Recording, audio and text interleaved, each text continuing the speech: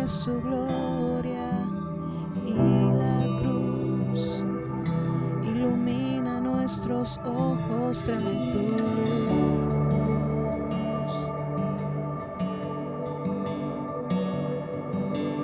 Danos, Dios, un entendimiento vivo de Jesús, de la riqueza de su gloria y la cruz ilumina nuestros ojos, trae tu luz.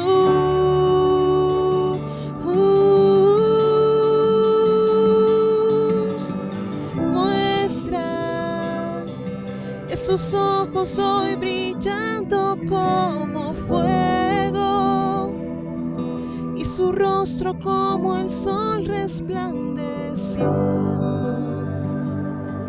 La belleza incomparable de Jesús, el digno Dios. Muestra esa voz que como estruendo hoy resuena y la santidad que es su vestimenta,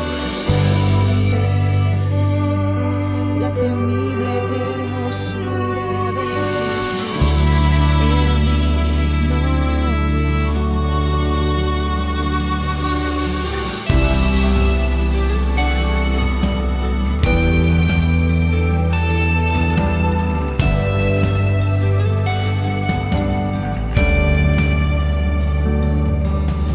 Danos, Dios, un entendimiento vivo de Jesús, de la riqueza de su gloria y la cruz ilumina nuestros ojos, trae tu luz.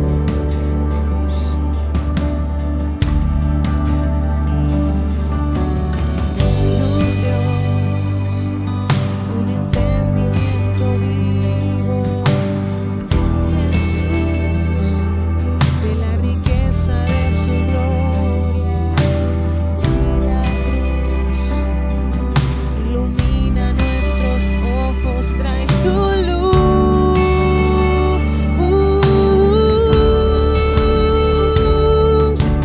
Muestra esos ojos hoy brillando como fuego y su rostro como el sol resplandeciendo. La belleza incomparable de Jesús, el digno Dios. Muestra esa voz que como estruendo hoy resuena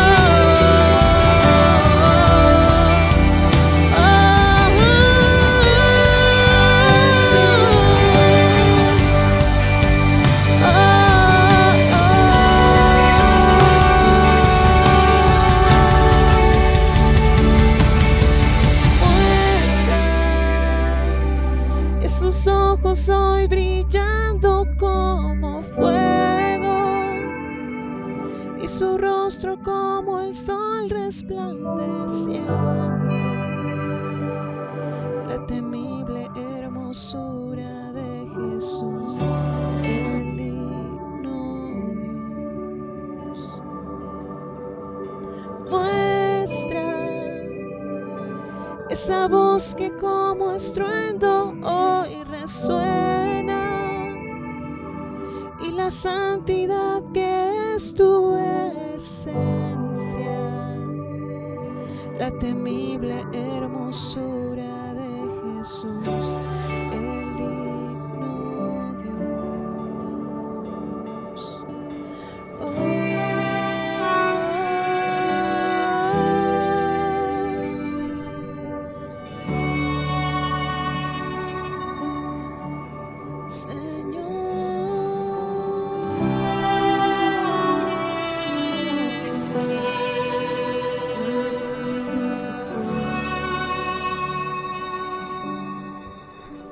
Gracias por este hermoso canto. Y para iniciar este tiempo en este servicio, vamos a ir con la familia Barragán allá en Jutepec. Ellos van a hacer la lectura del tema del día de hoy, y también harán una oración allá en familia para que estemos empezando este día. El Señor se muestre, su Espíritu Santo descienda sobre su iglesia. El Señor les bendiga, hermanos. Vamos con la familia Barragán. Reciban un saludo de la familia Barragán Gobea, esperando todos se encuentren bien de salud y con el deseo de que nos volvamos a ver. Clamamos al Señor y pues bueno, vamos a leer una porción de la Biblia. Voy a leer Mateo 28 del 16 al 20.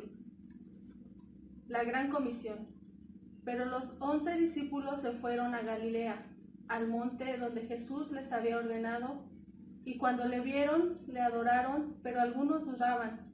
Y Jesús se acercó y les habló diciendo: Toda potestad me es dada del cielo y en la tierra. Por tanto, id y haced discípulos a todas las naciones, bautizándolos en el nombre del Padre y del Hijo y del Espíritu Santo, enseñándoles que guarden todas las cosas que os he mandado. Y he aquí, yo estoy con vosotros todos los días hasta el fin del mundo. Amén. Vamos a orar, hermano. Señor y Padre, en este tiempo te damos gracias porque tú, Señor, hasta aquí has sido con la iglesia, Padre. Gracias, Padre, porque por medio de las vías de comunicación tú nos permites, Señor, ser ministrados. Tú nos permites, Padre, estar juntos como iglesia, Padre. En este tiempo te pido que seas con nuestro pastor, que seas con el grupo de alabanza, Padre, quienes nos han de ministrar, Padre. Te pido que tú seas con ellos en todo momento y que, Señor, todo lo que se escuche, todo lo que se vea, Padre, en este tiempo, Señor, sea para glorificar y engrandecer tu nombre, Padre.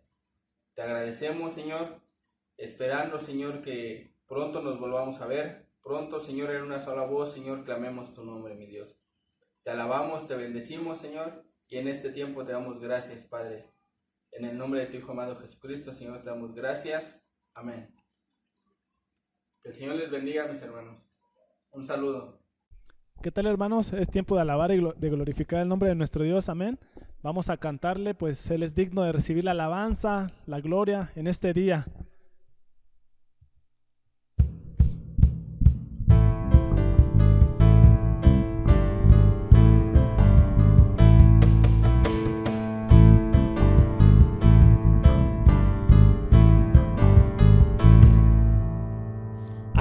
Tus ojos y mira, la cosecha está lista, el tiempo ha llegado, la mies está madura. Esfuérzate y sé valiente, levántate y predica a todas las naciones que Cristo es la vida y será. Llena la tierra de su gloria, se cubrirá como las aguas cubren la mar y será. Llena la tierra de su gloria, se cubrirá como las aguas cubren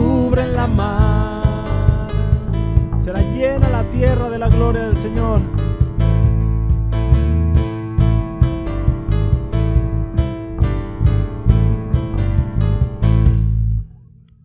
Alza tus ojos y mira, la cosecha está lista, el tiempo ha llegado, la mies está madura. Esfuérzate y sé valiente, levántate y predica a todas las naciones que Cristo es la vida y será. Llena la tierra de su gloria, se cubrirá como las aguas cubren la mar y será. Llena la tierra de su gloria, se cubrirá como las aguas cubren la mar. No hay otro nombre dado a los hombres. Jesucristo es el Señor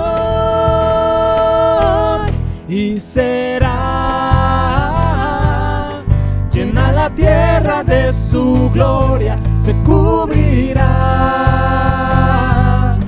como las aguas cubren la mar y será.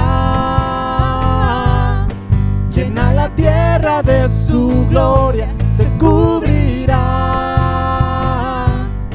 como las aguas cubren la mar. Avívame, avívame con tu espíritu, avívame, avívame con tu poder, avívame, avívame con tu espíritu, avívame, avívame con tu poder y será. Llena la tierra de su gloria, se cubrirá como las aguas cubren la mar y será. Llena la tierra de su gloria, se cubrirá como las aguas cubren la mar, como las aguas cubren la mar, como las aguas cubren la mar. Alabamos el nombre de nuestro Dios porque Él es bueno, amén. Amén. Bendito es el nombre santo de nuestro Dios, digno de toda alabanza.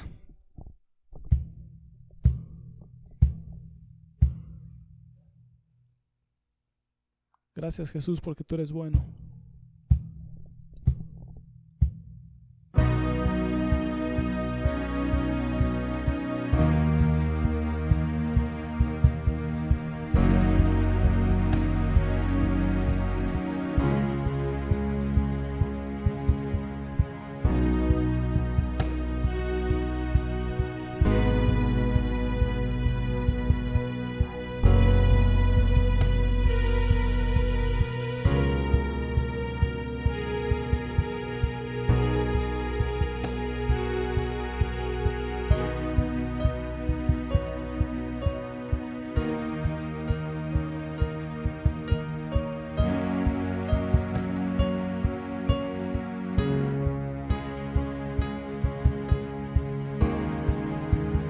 Con tu luz alúmbranos, queremos ser tu resplandor, enciéndenos para alumbrar. El mundo tiene que saber que tú eres vida, que tú eres luz. Abre sus ojos, déjales ver que en ti está todo, que tú eres paz, que tú eres Rey de majestad.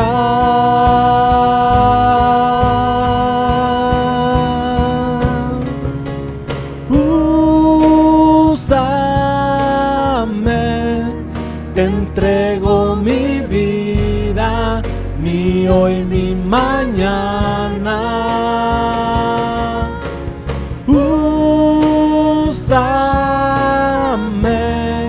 construye tu reino con vasos de barro.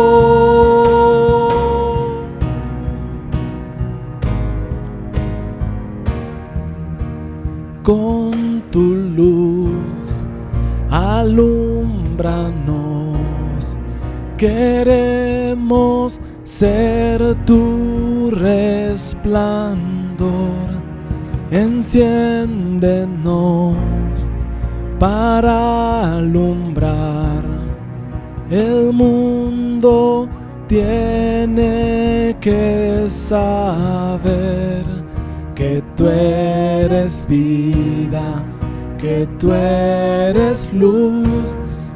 Abre sus ojos, déjales ver que en ti está todo, que tú eres paz, que tú eres Rey de majestad.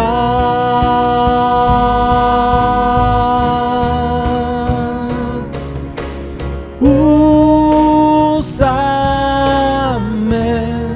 te entrego mi vida, mi hoy, mi mañana.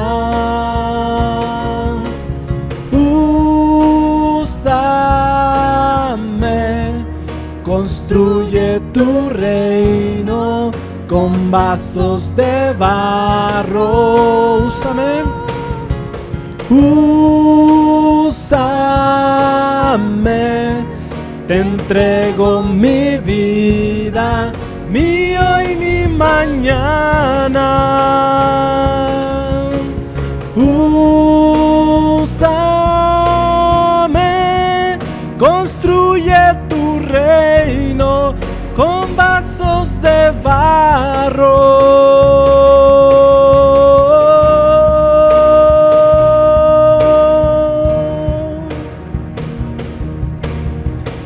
Construye tu reino, Señor. Bendito es tu nombre eternamente y para siempre. Bendito es tu nombre para siempre.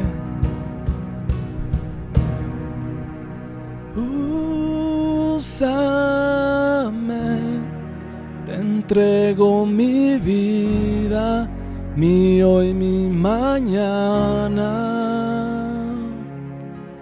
Úsame, construye tu reino con vasos de barro. Úsame, te entrego mi vida, mi hoy, mi mañana. Úsame, construye tu reino con vasos de barro.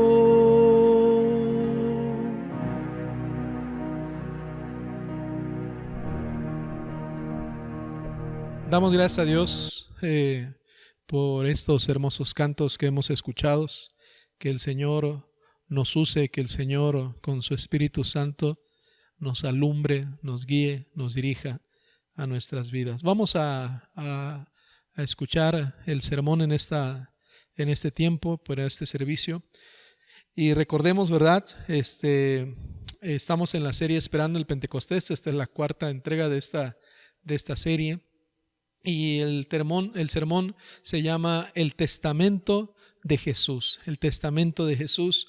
Estaremos un poquito hablando muy brevemente de la ascensión, pero sobre todo estaremos mencionando cómo Jesús, ¿verdad?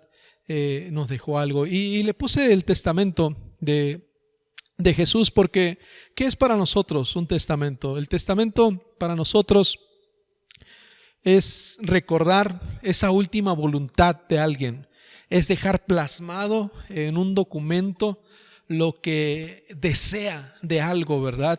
Y eso es lo que estaremos nosotros hablando sobre eso que hizo Jesús en este tiempo, ¿verdad? Ya leímos, nuestros hermanos, la familia Barragán leyó el pasaje, pero solamente quiero recordar lo que dice Mateo 28:20, ¿verdad?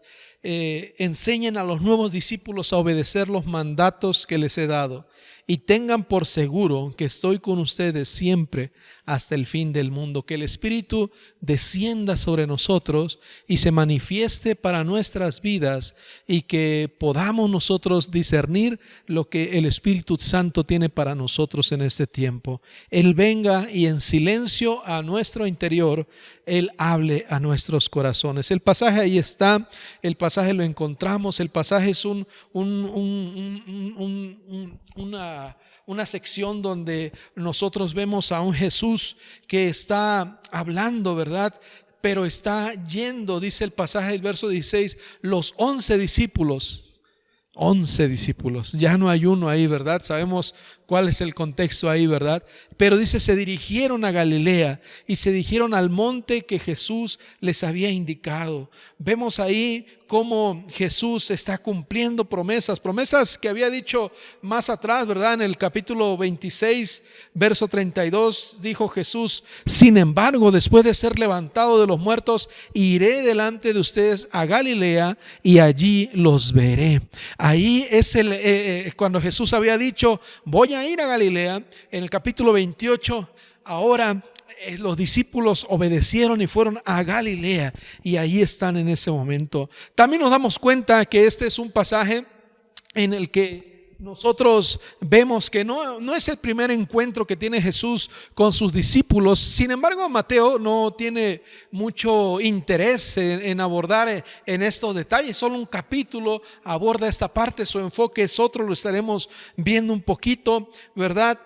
No es el primer encuentro que se está dando, sin embargo es un encuentro muy esencial. Aquí parece ser que le da mucho énfasis en el capítulo 28 de Mateo a la orden, ¿verdad?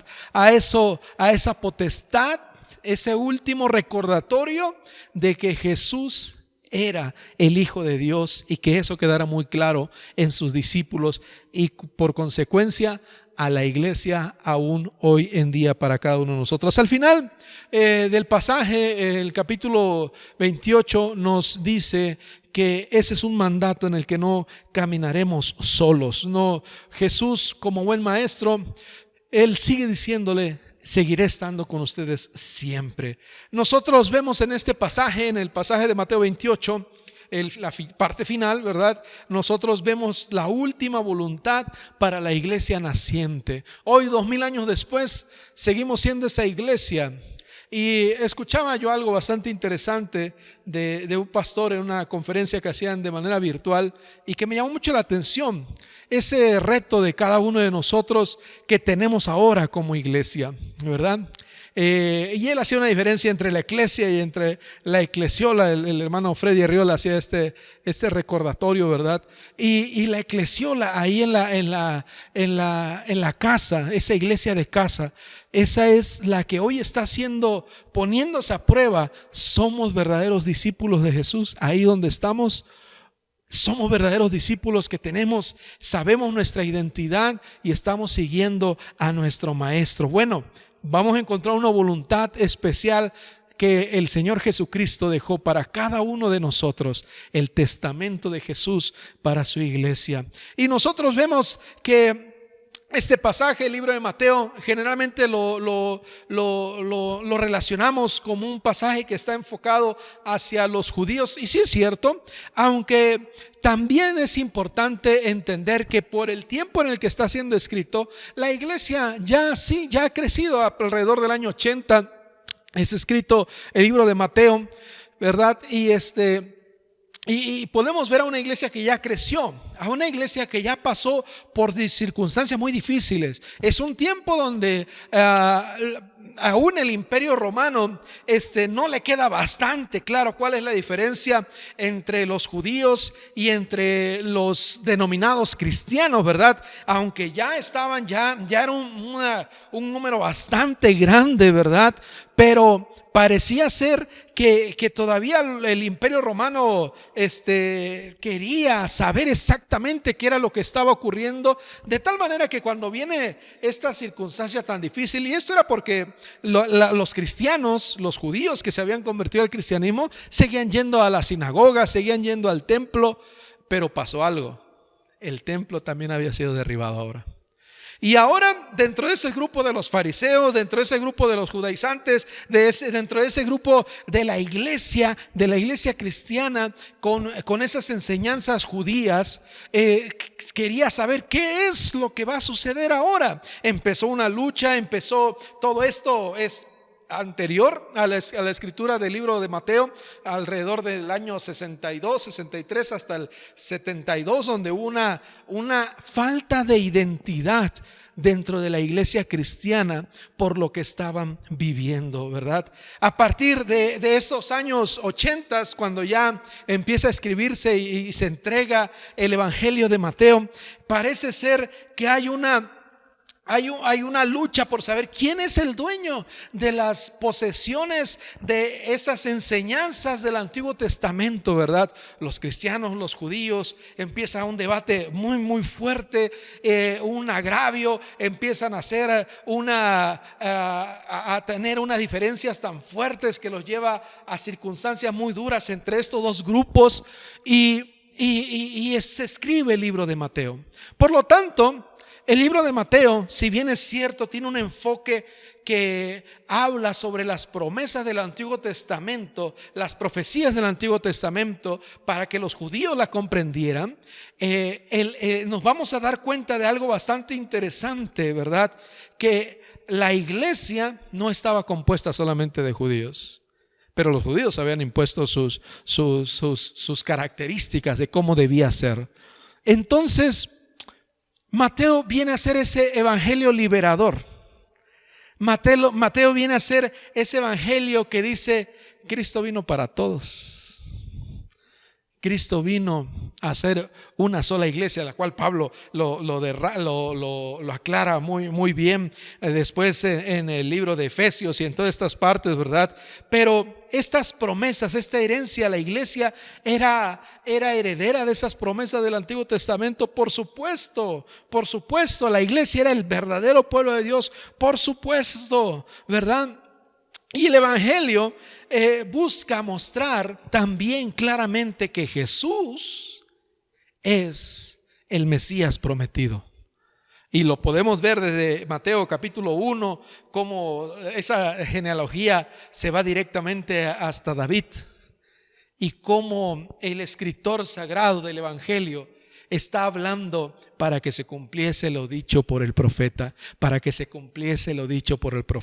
Pero entonces llegamos al pasaje que estamos nosotros encontrando aquí, la parte final, el último suspiro, el último rayo de luz que escribe Mateo, y nos está diciendo que esta verdad del Mesías, este testamento del Mesías, esta enseñanza del Mesías, no podía venir y esconderse bajo la cama.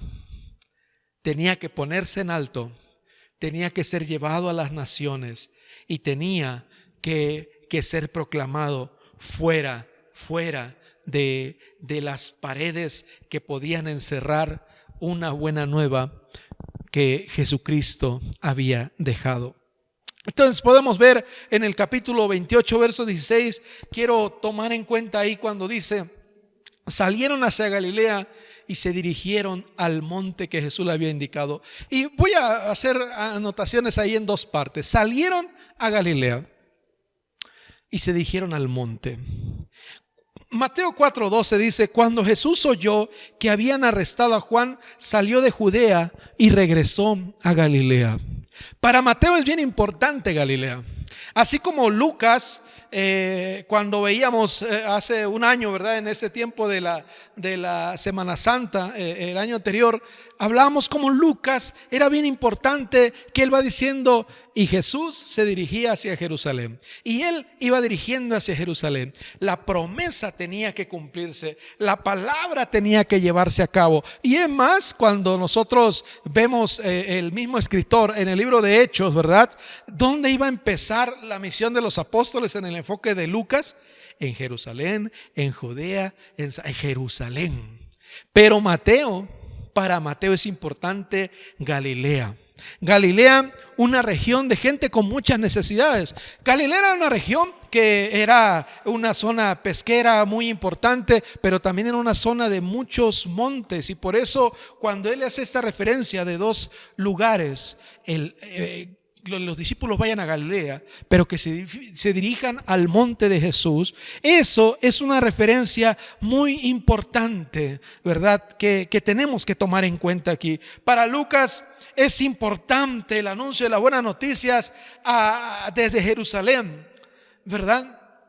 Para Mateo es importante llevar estas buenas nuevas desde Galilea, ¿verdad? Entonces, cuando nosotros vemos esto en Mateo 4 del 2 al 16, un pasaje un poquito amplio que quiero leer, dice: cuando Jesús oyó que habían arrestado a Juan, salió de Judea y regresó a Galilea. Primero fue a Nazaret, luego salió de allí hasta Capernaum, junto al mar de Galilea, en la región de Zabulón y de Neftalí. Así se cumplió lo que Dios dijo por medio del profeta Isaías: en tierra de Zabulón y en Neftalí, junto al mar, más allá del río Jordán, en Galilea, donde viven tantos gentiles. La gente que estaba en oscuridad ha visto una gran luz, y para aquellos que vivan en la tierra donde la muerte arroja su sombra, ha brillado una luz. ¿Y para quién ha brillado esa luz? Para todos. Ahí el pasaje nos hace una referencia hacia los gentiles. Somos todos, ¿verdad?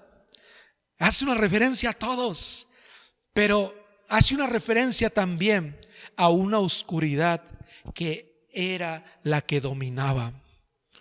Y vino la luz y resplandeció sobre cada uno de nosotros.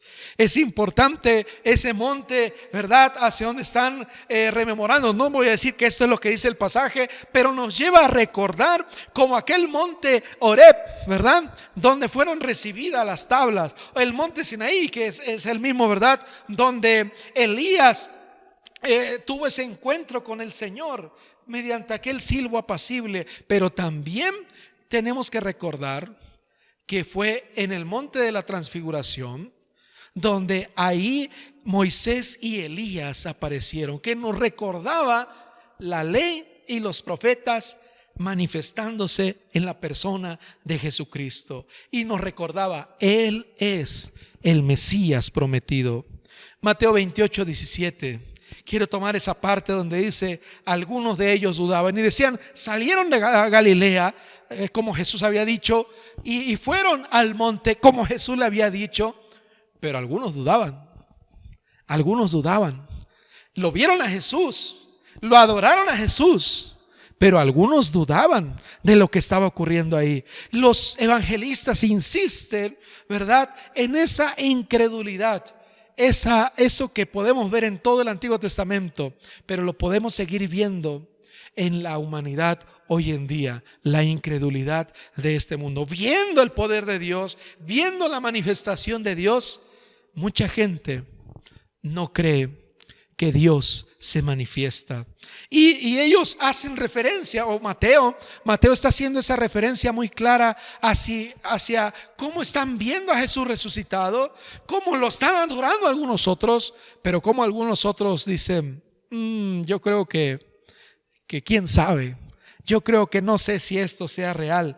Mateo 28, 18, la parte cuando dice: se me ha dado toda autoridad en el cielo y la tierra. Recordemos que Mateo está queriendo dejar algo bien en claro: Jesús es el Mesías. ¿Tú crees que Jesús es Dios, hermano? ¿Tú crees que Jesús es el Mesías? ¿Tú crees que Él sigue siendo el Señor en medio de esta circunstancia por la que estamos viviendo? Apocalipsis 5:7 dice: Él pasó adelante y tomó el rollo de la mano derecha del que estaba sentado en el trono. Y cuando dice Él, está refiriéndose, versículos anteriores de ese pasaje de Apocalipsis, al Cordero como inmolado, ¿verdad? A ese Cordero que llega y toma del que está sentado en el trono ese rollo. Eso es un símbolo de que Dios le está dando esa autoridad plena al Cordero. Eso nos tiene que recordar, amado hermano, que el Señor Jesucristo es el Señor de la historia. El Señor Jesucristo es el que está teniendo control de cada una de las cosas de lo que estamos viviendo. En ese momento, cuando dice: toda autoridad me es dada en el cielo y en la tierra, el Señor es el Señor de la historia, pero también es el Señor de la iglesia. Y amado hermano, eso es lo que nosotros debemos encontrar. Apocalipsis relata más detalles ahí del Cordero, ¿verdad? Y no es el propósito ahorita hablar, pero vemos cómo la figura de Jesús está quedando muy clara para la iglesia. Como cuando decíamos al principio, una iglesia que no tenía identidad. Y cuando retomaba yo las frases del pastor Freddy, ¿verdad? Cuando hacía una diferencia entre eclesia y eclesiola, ¿verdad? La eclesiola, la iglesia en casa. Amado hermano, el Señor está ahí contigo en casa porque tú sigues siendo iglesia y porque el Señor sigue siendo el Señor de tu vida y es el que se manifiesta en cada uno de nosotros. Pero tenemos que tener esa identidad clara. La iglesia en ese periodo tenía que ser formada, tenía que quedarse claro con a quién era el que estaba siguiendo. Luego viene casi la parte final, Mateo 28 del 19 al 20. Recordemos que todo esto está en un contexto en el que el Señor Jesús se va, pero ahora ya no va a una cruz, ahora Él será levantado, ¿verdad? Ahora Él está diciendo las últimas palabras a su iglesia. Y amado hermano, en la parte, yo quiero tomar esa parte de versos 19 y 20 cuando dice: vayan y hagan discípulos. Yo te quiero llamar la atención aquí. ¿Qué eran los que estaban ahí? Eran discípulos, sí, pero ¿qué significa un discípulo? A veces pensamos en un discípulo como un alumno. Hoy que estamos, a muchos de los que nos ven, ¿verdad? Están tomando los que son alumnos, toman clases en línea, ¿verdad? Y algunos están ahí en línea, pero están con la cámara apagada o con el micrófono apagado. La realidad es que pudieran decir: no hay una interacción con el maestro, porque solamente hay una relación maestro y alumno. Le está dando un conocimiento y ellos pueden hacer lo que quieran en ese momento. O es más, en un salón de clases pasa una hora, el tiempo que está el maestro, y se acaba la relación que puede haber entre el alumno y maestro. No es equiparable la relación alumno-maestro con la de maestro y discípulo. El discípulo está siempre con su maestro. No está solamente en un tiempo, no está solamente por un momento, ¿verdad? El profesor solamente está algunas horas, pero él vuelve a su casa. El discípulo es parte del entorno, está alrededor de su maestro siempre. Nosotros nos damos cuenta, ¿verdad?, que Jesús es el modelo a imitar y recrear en nuestras vidas. Pero amado hermano, como discípulos tenemos que estar pegados siempre a nuestro maestro. Y esto no quiere decir vamos a estar 24 horas leyendo la Biblia o 10 horas orando. Esto quiere decir que constantemente estamos imitando a Jesús en nuestras vidas, en lo cotidiano, en lo que nosotros hacemos. Por eso cuando Él dice: vayan, ¿verdad? Y hagan discípulos. No está diciendo, ve y dales una lección. Ve y dales una lección a los que están allá. Dales una clase. Dales una enseñanza. No. Haz discípulos. Haz que sean como tú. Y amado hermano, tú eres alguien digno de imitar, ¿verdad? Y esto es algo importante. Jesús dijo, tenemos que estar dispuestos a cargar la cruz. Tenemos que ir y ser discípulos completamente, ¿verdad? Pero también dice en esa parte, bautizándolos en el nombre del Padre y del Hijo y del Espíritu Santo. La Trinidad aquí se convierte en una fuente, en un destino y en un camino, ¿verdad? Y esto nos compromete. Mira, yo te quiero decir algo, y esto quiero leerlo tal cual como lo tengo aquí escrito. Cuando dice, todo aquel que ha sido bautizado en el nombre del Hijo, que es Jesús, se compromete a imitar a Jesús. Aquel que es bautizado en el nombre del Espíritu Santo se compromete a construir relaciones fraternas. Aquel que es bautizado en el nombre del Padre que nos ha sido revelado por Jesús se compromete a vivir como un hermano en fraternidad. El bautismo que nosotros creemos es en el nombre del Padre, en el nombre del Hijo y en el nombre del Espíritu Santo. Somos una iglesia trinitaria. Y eso no es nada más porque así me lo enseñaron. Esto es porque tiene un sentido claro para nuestras vidas. Amado hermano, el Espíritu Santo es el que construye relaciones fraternas dentro de la iglesia. Y eso es algo que debe estar muy claro para cada uno de nosotros. Mateo 14:26 dice, cuando el Padre envíe al abogado defensor como mi representante, es decir, al Espíritu Santo, Él les enseñará todo y les recordará cada cosa que les he dicho. Amado hermano, esta serie se llama Esperando el Pentecostés, ¿verdad? Y en este tiempo hacemos una pausa, ¿verdad? Nosotros ya estamos cerca de celebrar el Pentecostés, nos queda un domingo, pero no podía llegar el Espíritu sin que se fuera el Hijo. Y el Hijo, antes de irse, tenía algo muy importante que decirnos a cada uno de nosotros. Y el Espíritu nos iba a recordar cada una de las enseñanzas de Jesucristo. En la parte final dice, tengan por seguro esto, que estoy con ustedes siempre hasta el fin de los tiempos.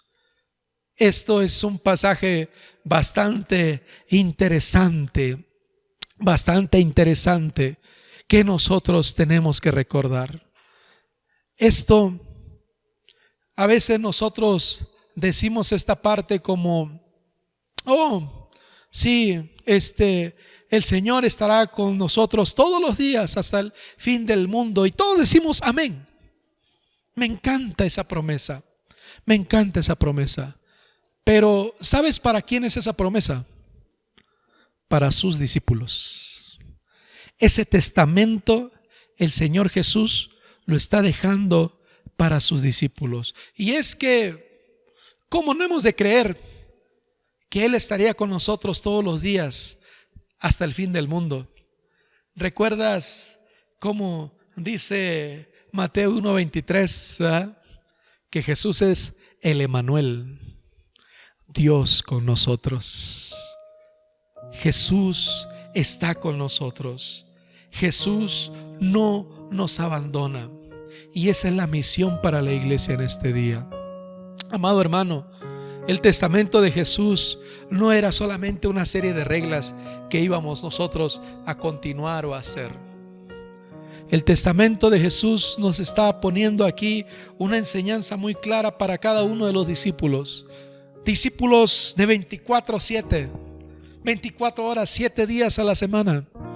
Y ahorita podría decir, no, está bien fácil porque estoy en mi casa siempre. Los que estamos ahí, tal vez sin salir tanto de casa. Algunos tienen que hacer actividades, tienen que salir, ¿verdad? Su trabajo les lleva a este tipo de detalles, pero la mayor parte de la población está en casa. Y tenemos que seguir siendo discípulos ahí. Tenemos que seguir enseñando. Tenemos quizás en este tiempo las relaciones o se reflejan todo lo que habíamos dejado de trabajar en una relación de matrimonio, en una relación con nuestros hijos, en una relación con nuestros padres, en una relación con nuestros vecinos, y tal vez nos estamos dando cuenta que no estamos generando discípulos. Nos habíamos convertido quizás en una iglesia que se había acostumbrado a ir y juntarse con otros que también piensan igual que yo, pero tal vez no estamos generando discípulos.